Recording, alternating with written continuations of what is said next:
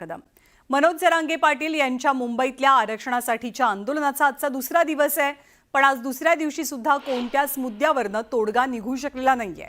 आज खरं तर मनोज जरांगे पाटील आणि शिंदे समितीची एक चर्चा सुद्धा झाली, पण ही पहिलीच चर्चा निष्फळ ठरली आहे। मनोज जरांगे सध्या आझाद मैदानात बसून उपोषण करतात। आज निवृत्त न्यायमूर्ती संदीप शिंदेंनी मनोज जरांगेंची भेट घेतली। यावेळी सातारा आणि हैदराबाद गॅझेटियरच्या नोंदींनुसार प्रमाणपत्र देण्याची मागणी मनोज जरांगेंनी केली। तर शिंदे समितीनं 6 महिन्यांचा वेळ मागितलाय। मात्र मराठा समाजाला कुणबी घोषित करा, त्याशिवाय इथून हलणार नाही अशी भूमिका मनोज जरांगेंनी घेतली आहे। सरकारकडे एका आठवड्याचा वेळ आहे, अन्यथा पुढच्या शनिवारी आणि रविवारी मराठा समाज तुम्हाला घरात दिसणार नाही असा इशाराही मनोज जरांगे पाटलांनी दिलाय।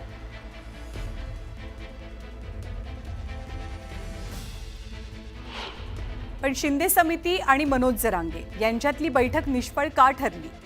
मनोज जरांगेंनी केलेल्या काही मागण्या आपण पाहतोय की मराठवाड्यातले सगळे मराठा हे कुणबीच आहेत। हैदराबाद गॅझेट आणि सातारा गॅझेट मधल्या नोंदी असलेल्यांना दाखले दिले जावेत, ही प्रमुख मागणी मनोज जरांगेंनी केली। सोबतच 13 महिने अभ्यास केल्यानंतर म्हणजे वर्ष उलटून गेल्यानंतर सुद्धा अजून मुदतवाढ कशाला हवी आहे हा सवाल त्यांनी विचारला। मराठा कुणबी एकच असल्याचा GR काढावा अशी प्रमुख मागणी जरांगेंची आहे।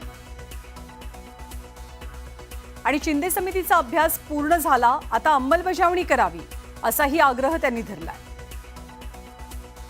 GR काढल्याशिवाय आंदोलन मागे घेणार नाही, उपोषण सोडणार नाही अशी भूमिका मनोज जरांगेंची आहे। या सगळ्याबद्दल शिंदे समितीचं नेमकं म्हणणं काय ते सुद्धा पाहूया। एखाद्या जातीला OBC ठरवण्याचं काम हे मागासवर्ग आयोगाचं असतं। शिंदे समिती कुणाला OBCचा दर्जा देऊ शकत नाही। सरकार गॅझेटियर लागू करणार, पण कोणत्या संदर्भात ते अजून ठरायचंय, निश्चित व्हायचंय। या गॅझेटियरचं कायद्यात रूपांतर करण्यासाठी किमान 6 महिन्यांचा कालावधी लागू शकतो। हैदराबाद गॅझेटला तत्वतः मान्यता मिळाल्याचं शिंदे समितीनं सांगितलंय आणि याबद्दलच्या काही मागण्यांवरती मंत्रिमंडळाच्या बैठकीत चर्चा करण्याचं आश्वासन दिलं गेलं। ज्या व्यक्तीला जातीचा दाखला मिळेल, एखाद्या व्यक्तीला जातीचा दाखला मिळेल, पण सरसकट तो समाजाला मिळू शकत नाही असं शिंदे समितीनं म्हटलंय। त्यामुळे सर्व मराठ्यांना कुणबी ठरवता येणार नाही असं मत शिंदे समितीनं मांडलं।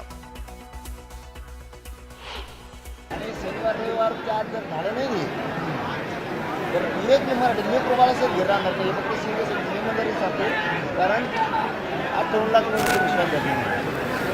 आमच्या आंदोलनाचे टप्पे झाले, शनिवारी रविवारी तुम्हाला महाराष्ट्राला मराठा चिंतारच आणखी 5-7 दिवस त्यांच्या हातात आणखी वेळ गेलेली नाही। आज रविवारी शनिवार असं नाही तर शनिवार रविवार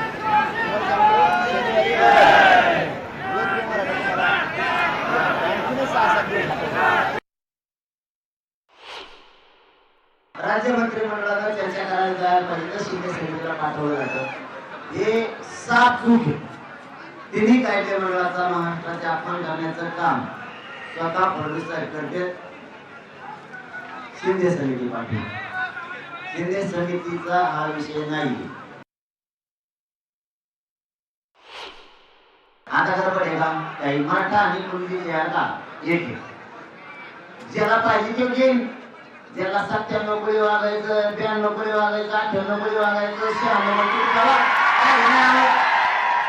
तसा उल्लेख करावा मला त्याच्यात। एवढी एक त्यांना मी मुभा दिली, 1 मिनिट त्याला तेवढ्याच मुभा दिली। मराठा आणि कुणबी GR काढा तुम्ही, त्याची एक मुभा दिली त्यांना। ज्याला घ्यायचं ती घेईन, ज्याला घ्यायचं घेणार नाही, संपला विषय।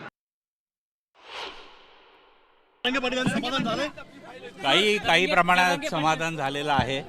बाकीची पुढची फेरी आहे ती मंत्रिमंडळाची चर्चा केल्यानंतर पुढची चर्चेची फेरी होईल। आता तुम्ही उपसमितीकडे चाललेत? हो, उपसमितीकडे चालले। काय नाही, आजचे मुद्दे काय होते, ठळक मुद्दे काय होते आजचे? काही गोष्टींना तत्वता मान्यता दिलेली आहे, त्याच्यावरती जरांगे पाटलांची काही प्रतिक्रिया आहे, त्यांची मतं आहेत, ती मंत्रिमंडळाला सांगण्यात येतील आणि त्याच्यानंतर अंतिम निर्णय मंत्रिमंडळ घेईल। त्यांचा महत्त्वाचा मुद्दा काय आहे?